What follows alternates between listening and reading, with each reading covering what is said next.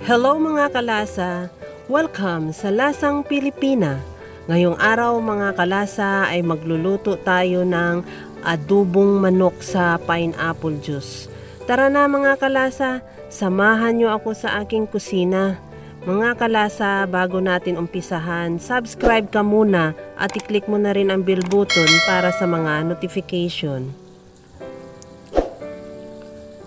Una mga kalasa, sa kawali, maglagay tayo ng mantika at lagyan din natin ng mga at least 1 tablespoon lang din na butter. At tunawin lang natin yung butter. Habang pinapatunaw natin, ilagay na natin yung bawang. Ihalo lang hanggang sa maglabas ng aroma yung ating bawang o kaya ay maluto siya. At ilagay na rin natin yung luya. Ganun lang din.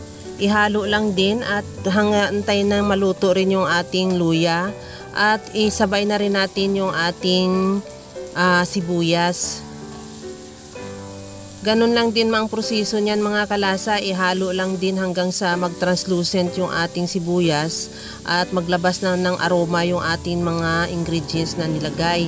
Pagkatapos niyan, ilagay na natin yung ating manok. Ganyan lang mga kalasa. Pagkatapos ihalo lang din natin hanggang sa magisa natin yung ating manok sa malakas na apoy pa rin. Ihalo lang natin hanggang sa mag-iba na ang kulay ng ating manok. Pero pagkatapos niyan na natin mahalo sa ating ingredients yung ating manok, itakpan muna natin para maglabas siya ng sarili niyang juice o yung katas niya, yung tubig ng manok mismo. Lalabas yan at yun na rin yan ang ipapalambot natin. Hindi na tayo dyan magdadagdag ng tubig at saka yun na lang din yung mga pang spices natin. Pagkatapos niya na ganyan na ang iba na ang kulay niya, haluin lang din natin ulit at saka lagyan na natin ng ating spices or unahin natin maglagay ng 1/2 cup na suka at lagyan din natin ng 3 tablespoon na toyo. At maglagay din tayo ng 2 tablespoon na oyster sauce. Pagkatapos niyan, maglagay din tayo ng 1 teaspoon na asin at 1 teaspoon na chili powder at 2 pirasong dahon ng laurel na hinati lang natin sa gitna. At maglagay din tayo ng 1 teaspoon na crack na paminta. Ihalo na lang natin yan dahil nakakulo na rin din naman yung suka para hanggang sa mag-well combine ang lahat nating ingredients. Pagkatapos nyan, magdagdag tayo dyan ng 2 teaspoon na sugar. Pagkatapos natin na ilagay ang sugar natin, haluin lang din hanggang sa matunaw yung ating asukal. At pagka okay na yung halo natin, itakpan na natin hanggang sa mag-simmer or pahinaan na lang yung apoy hanggang sa maluluto na rin yung ating chicken. Ganyan mga kalasa, nag-reduce na yung sauce niya at saka sigurado na rin naman yan naluto na yung ating chicken. Ilagay na natin dyan yung ating pineapple juice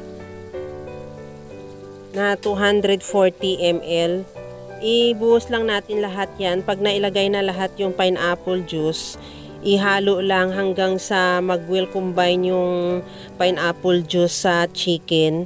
Pagkatapos niya na mahalo siya mabuti, itakpan muna natin ulit at isimmer hanggang sa mag-reduce lang yung pineapple juice. At the same time, ma-absorb na rin ng chicken yung pineapple juice.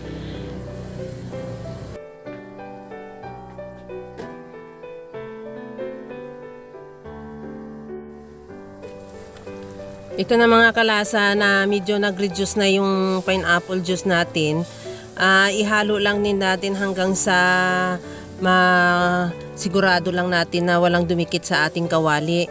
Pagkatapos niyan, maglagay tayo ng 1 pirasong siling labuyo lang. Ikakat o hiwain lang natin o ikakat lang natin at lagay sa ating chicken. Optional lang yan mga kalasa kung gusto mo ng may sili. Kung hindi mo naman gusto na maanghang, pwede rin hindi ka na maglagay.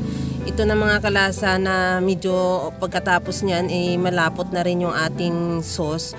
Okay na yan mga kalasa, yung ganito pwede na, pero nasa sayo naman yan kung gusto mo talaga ng mas malapot o medyo masabaw siya. Pero mas maganda din naman talaga yung medyo malapot na more concentrated talaga yung sauce niya para mas masarap yung flavor ng ating chicken. Ito na mga kalasa, ready to serve na yung ating chicken na talaga namang napakasarap at napakabango niya.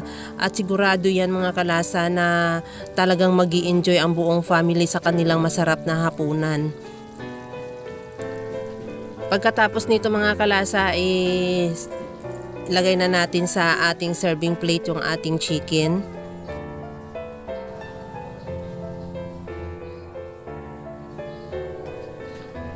Ito na mga kalasa, presenting yung ating adobong manok or adobong chicken sa pineapple na talagang siguradong sigurado na mapapa-extra rice ka at talaga namang mga kalasa, napakadali niya lang gawin at hindi siya masyadong ingredients at mahirap hanapin.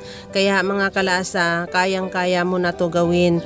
Kaya mga kalasa, kung nagustuhan mo yung ating video, please like na lang at pakishare na rin sa inyong mga friends. At kung bago ka pa lang sa aking channel, subscribe na at i-click mo na rin ang bell button para sa mga notification. Muli mga kalasa, maraming salamat sa panunood. Thank you. Thank you mga kalasa. Bye-bye.